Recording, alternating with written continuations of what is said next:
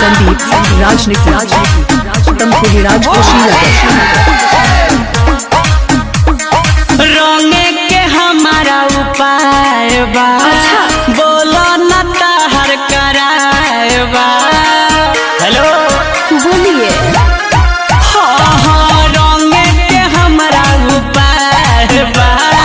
बोलो न ताहर कराए बा। भर लेनी चिकारी घुमाए साली देखो तू सोझा।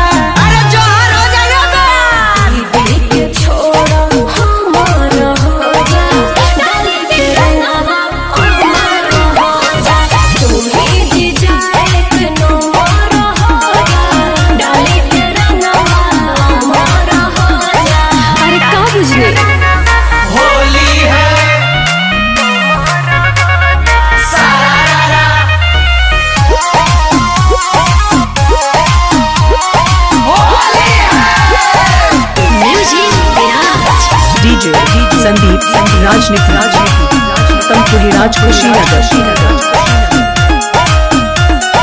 आओ न खाड़े खाड़े हो। अरे बाप हमारा के दोना ढारे हो।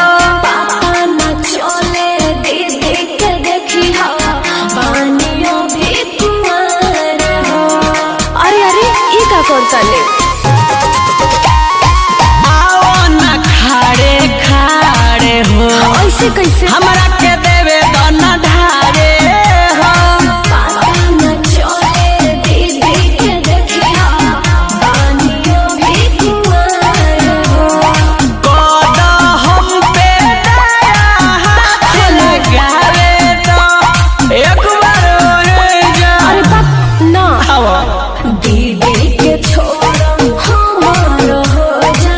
डाली के रंगवा हमार हो जा। तुम्हें जी जाए के नंबर हो जा।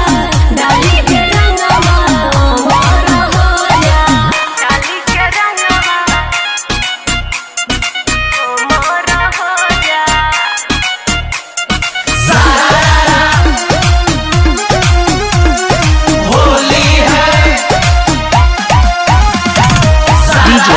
संदीप राजनीति गाजीपुर ओम नगर